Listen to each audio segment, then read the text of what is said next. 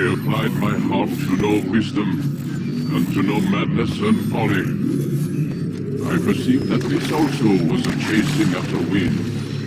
For in much wisdom is much grief, and he increaseth knowledge, increaseth sorrow.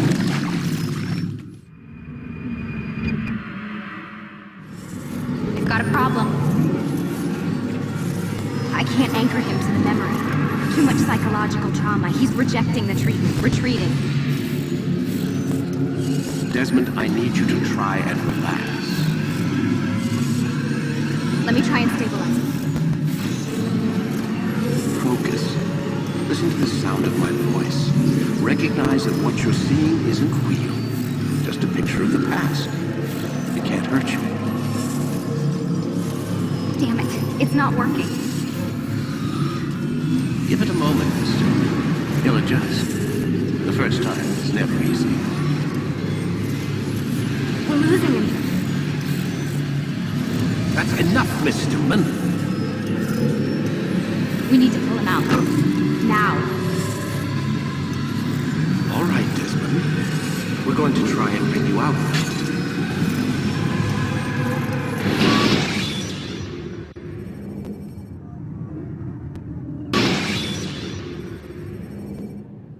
You okay? I told you he'd be fine. Bastards! Now, I just saved your life. Saved my life? You kidnapped me.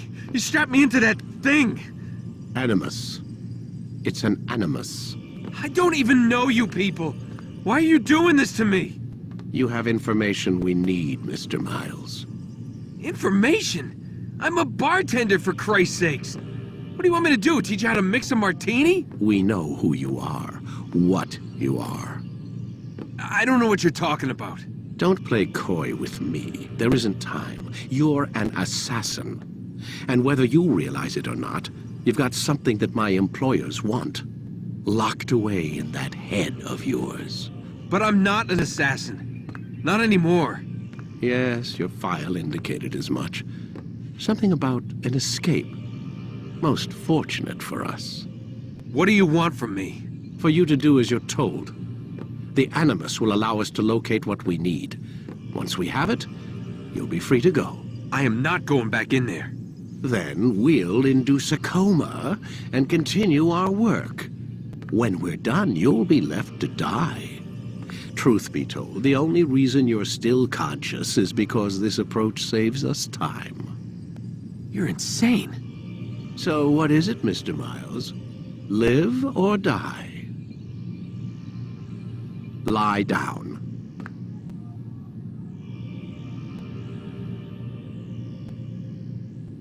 Lie down, Desmond. A wise decision.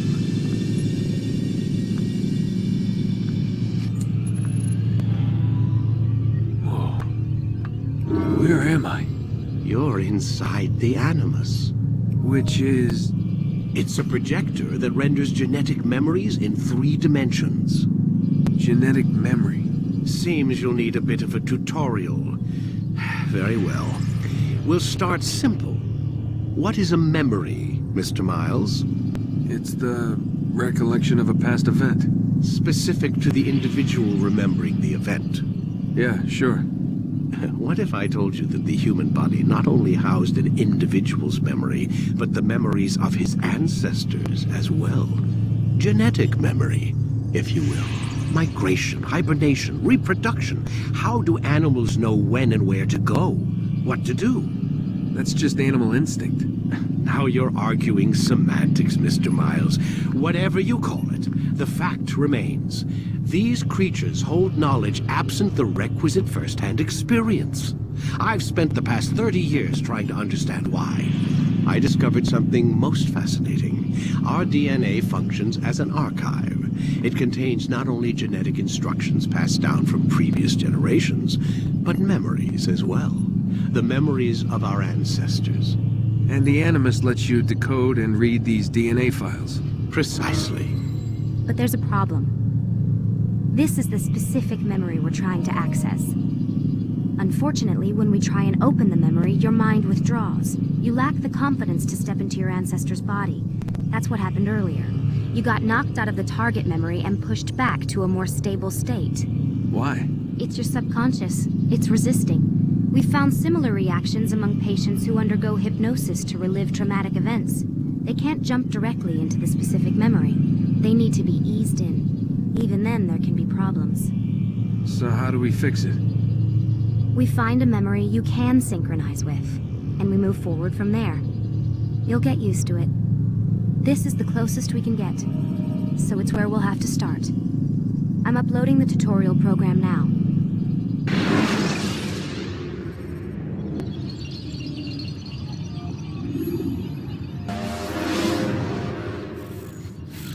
Warning. Data stream unstable. Attempting to restore synchronization. Hello, Subject 17. This tutorial has been prepared in order to better acclimate you to the Animus's control system. Instructions will follow shortly. Desmond will reincarnate in the life of Altair, one of the most important assassins up to that moment. But who was Altair, and what was the meaning of being an assassin?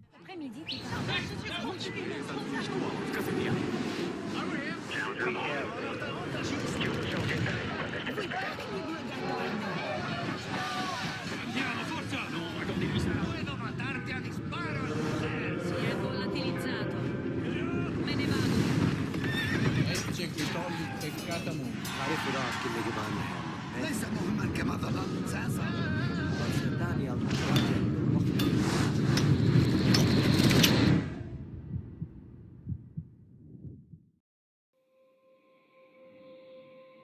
Everything relevant began in August of the year 1177 on a designated mountain in the Valley of Orontes in western Syria, in the beautiful Masyaf. Masyaf was a castle, framed with a few towers, and at its foot was a small village. One radiant autumn day, the assassins spotted a scavenger birds lashing among the beautiful gods of Syrian sun. That day, the assassins saw scavenger birds peeking over the horizon after an immense and dark spot of dust. At that time, noticed to the other assassins when they were close enough and noticed that it was the army of the Saracens led by their Muslim king Saladin, man known for his cruelty and lack of companionship. After burning and murdering some people in Masyaf, they surrendered the fortress. All the night, the master assassin Al-Mualim could not sleep. Was not precisely because of the sound of the metals colliding outside the fortress. So, because he woke desperate thoughts in his head. In the morning, Shihab al-Din's uncle assumed his post, went to the top of the gate in the fortress and said, "I have come here to negotiate, not to fight. All this on behalf of Saladin." In those rare minutes in which the Council of the Assassins repealed what Al-Malik would do, he remembered what happened that morning with one of his best assassins. "Umar, welcome," he said with a typical pleased smile of a teacher with his pupil. So Umar, with his head down and a low voice, said, Master. And have you come to tell me about your mission? Was the information of Agent correct in that Omar is worth to respond? Yes, Master. And as we were told, this quickie boat was a decoy. Salahaddin's hut was nearby and was a much less eye-catching accommodation. So Al-Mualim smiled and said, Great. And how could you identify it? It was protected as our spy said that would be. We thought an ash would be scattered by the perimeter so that my steps could be heard. But that wasn't the case, was it? No, Master. I managed to enter the Sultan's tent and leave the pen as ordered. And the letter held it with a dagger on the lounge chair. And then I dragged it off his tent, and Omar was numbed for seconds and said, The Sultan woke up and raised the alarm. I could only escape to save my life. Well, now let's hope for the best thing. Al-Mualim returned from his memories and deduced that this is what Salahaddin left the ground. Then Shihabuddin started talking. His Majesty, Salahaddin accepts your offer of peace, Shihab said. Al-Mualim looked at Umar and shared a small smile. Do you assure us that our sect can operate without further hostility and that there will be no further interference in our activities? Yes, but during the delivery of your message, one of Salahaddin's faithful generals was killed. His Majesty asked for compensation. The head of his culprit. The small smile was erased off Al-Mualim's face, and beside him Omar became tense. Everything became silent. Only the sounds of horses and birds could be heard. Al-Mualim replied, You can tell the Sultan that I refuse to comply with such a request. Shihab shrugged his shoulders and listening to the envoy said, Your Excellency would like you to inform that unless you accede to this request, a force will remain here to ensure that the company dies. Your Excellency would like you to inform. Unless you accede to this request, a force will remain here to ensure that the culprit dies. Your Majesty hopes that it will be not that you want. I'll go. Umar chuckled to Al-Mualim. It was my mistake. It's a fire that I pay for. Would Al-Mualim ignore him? I will not give the life of one of my men. Then His Excellency does not accept. Al-Mualim held his breath until the Saracens pulled out a tight, brushed, blood-stained assassin among his men and proceeded to put an executioner platform in front of Shihabuddin. That assassin was called Ahmad, who looked quite tortured. The Saracens took him to the platform dragging his knees. and put him on his back, with which Ahmad gave a small roar that could reach the ears of the surprised assassins.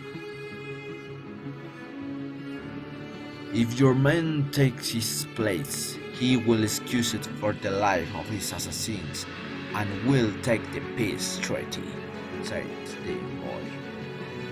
Otherwise, he will die, the siege will continue, and your people will starve. Suddenly he said, "Do you want that in your conscience? Do you want it, my dear Umar? Omar ibn Lahad?" Ahmad had spoken but for torture occurs. Let go, he insisted to Al-Mulk. "Master, please, your last chance, assassin," she have said as the executioners were silent. "Master, I beg to discharge. Let me go." Then Al-Mulk only moved his head. "Stop!" Umar screamed and moved towards the platform and said to Shihab, I am Umar bin Lahad. It is my life that you should take." There was a light enthusiasm among the Saracens.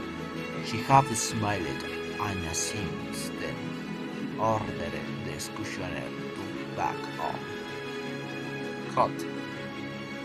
Takes its place on the stage.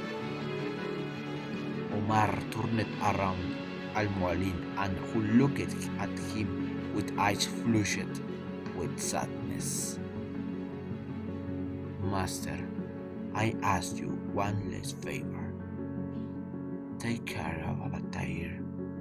Accept him as your novice." Al-Mu'allin only moved his head and said, "Of course, Umar. Of course."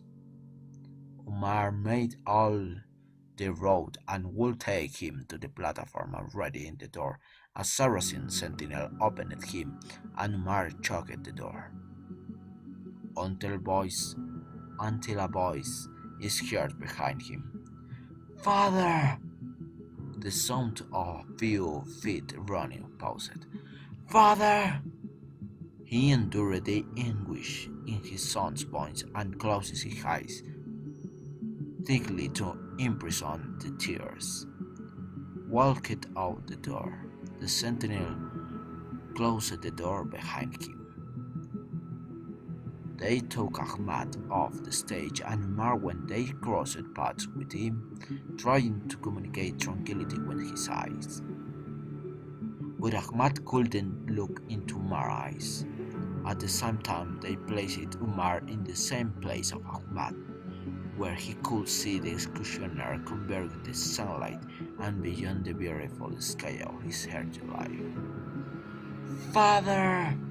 He listened for last time as the blade edge fell on Umar's neck. 2 days later, under the shelter of darkness, Ahmad left the fortress. The next morning, when everyone realized that he had disappeared, many wondered how he could leave his son alone, son whose mother had died in giving birth. Although others felt that he had left for shame. However, the truth is very different.